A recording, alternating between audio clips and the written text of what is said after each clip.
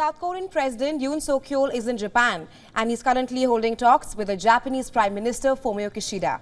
This is the first formal meeting since 2011 and it aims for thaw in relations as it faces threats from North Korea and China. To talk more on this, we are now being joined by Professor Benoit Hardy Chartrand, and an international affairs expert from Tokyo. Thank you so much for joining us on WION, Professor. Thank you very much. Now, this is the first bilateral meeting between Seoul and Tokyo in over 12 years. How significant is the visit and what will dominate the talks?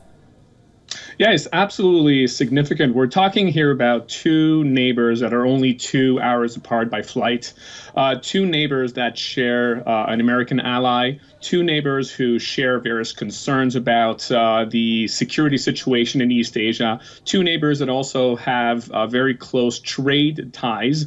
So for all those reasons, the fact that the leaders of the countries had not met in a bilateral summit in 12 years now was quite significant. Relations have been declining quite significantly over the last few years for reasons mostly due to history. And so this meeting can be an important first step towards reestablishing their relationship on a much more stable ground. Now, as to your questions regarding what will dominate the talks, there will be various topics of discussion, but primarily I expect them to discuss the recent decision by South Korea to to compensate the victims of wartime labor when Japanese companies used forced labor from South Korea. So last week, there was an agreement by South Korea. They decided to fund or to compensate these laborers. They're probably going to talk about this and other issues of similar concerns, especially, of course, North Korea, which presents an important threat for both of these countries. Right.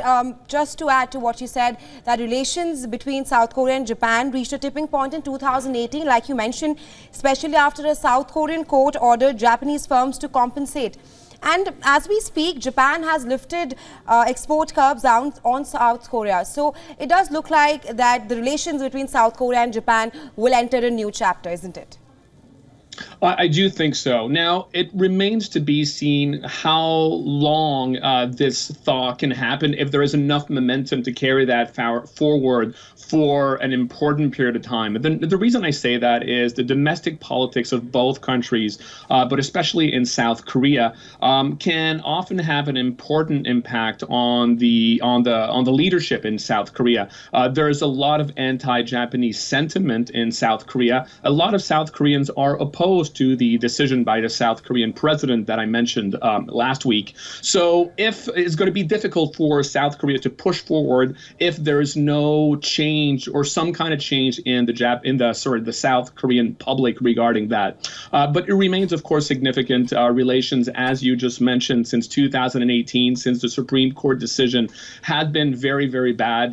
There has been very little communication at the highest levels between the two sides. And that is despite the fact that the United States, which is an ally to both countries, had been putting pressure on both of them to rebuild their ties. So the United States will also be very happy with this meeting. Right, absolutely. And do you think the visit could restart a shuttle diplomacy between Tokyo and Seoul, which could also lead to a possibility where Kishida invites Yoon for the G7 summit in Hiroshima in May this year?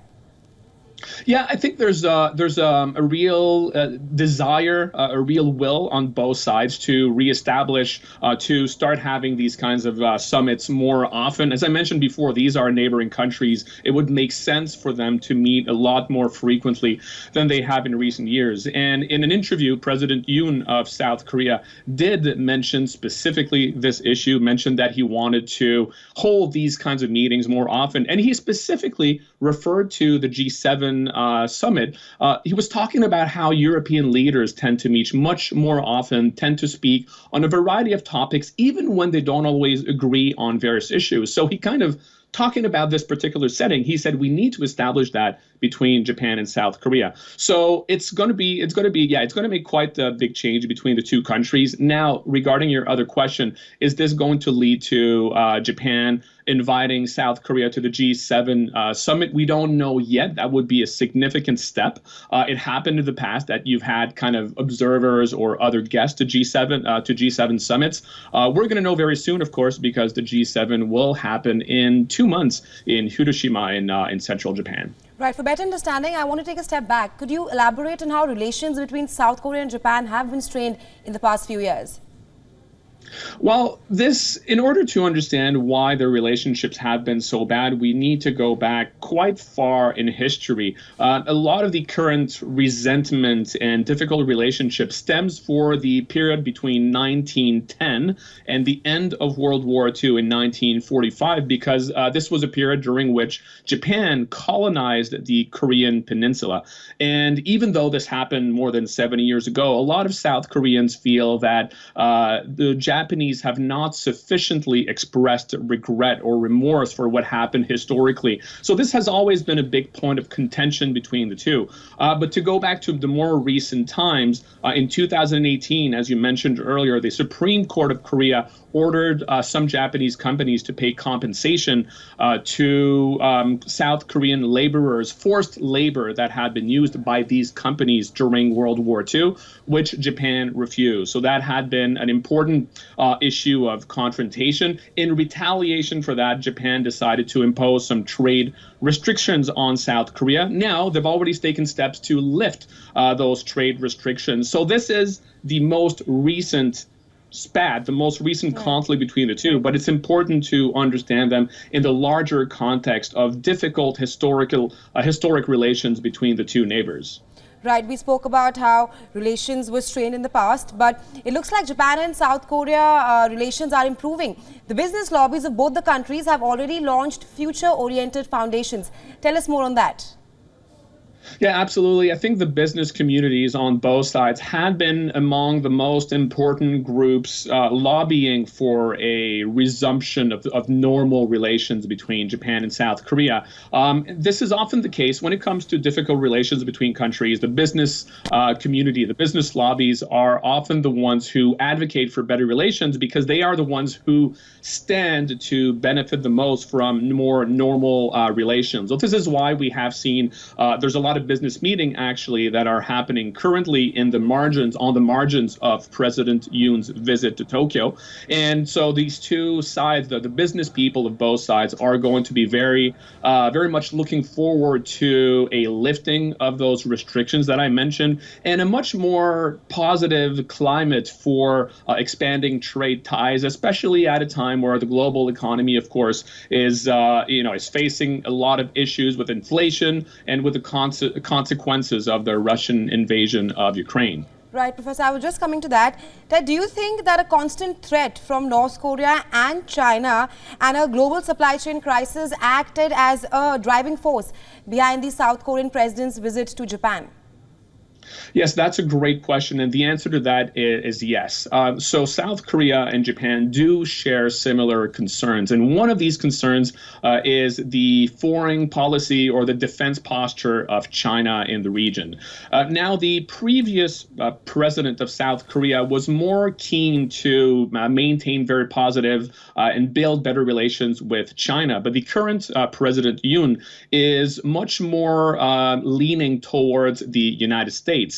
So therefore, it's important for Yoon, for the South Korean president, in his view, to establish closer ties with both South Korea and with both Japan and the United States in order to better cooperate and face the challenges that they all feel regarding not only the actions of China in the region, but also the threat from North Korea. The threat is very important to all of these countries, and it's important for them to share intelligence, to coordinate their responses to the various actions, including ballistic missile tests that are conducted by North Korea. So indeed, there's no doubt that their concerns about what's happening, about the similar threats, have been driving this desire to reinforce their relations. And what kind of steps can we expect in resolving trade disputes between South Korea and Japan? Well, in order to resolve the trade disputes, honestly, there's a lot of momentum on both sides, but this is not going to fully go forward until these trade restrictions that were imposed by Japan are going to be lifted. Now, of course, these trade restrictions are only related to some specific areas and not the whole, and not a number of sectors. But despite that, it sent a negative signals to the business communities of both sides. So the decision from Japan to lift those particular restrictions are going to go a long way to increase the trade ties between the two countries, along with the political and other kinds of ties between the two neighbors. My last question to you before I let you go, Professor. Do you think that food diplomacy will also be at play during the two-day summit? Apparently, the South Korean president has made a specific menu request. What do you have to say on that? According to, you're talking about the menu in terms of the dinners between the two sides? Right, absolutely. Yeah, well, when it comes to these meetings and to these bilateral summits, there's always leaders that have special requests. So we know that Donald Trump, for example, was very particular when he was president, when it comes to what he wanted to eat in those meetings. Now, I'm not familiar specifically with the requests that have been made by the South Korean president, but it is certainly not uncommon for special or unique requests to be made when it comes to these dinners, especially one at the residence of the Japanese Prime Minister. Right. Thank you so much for joining us on Beyond, Professor, and sharing your insights with us. Thanks very much. Thank you very much for having me.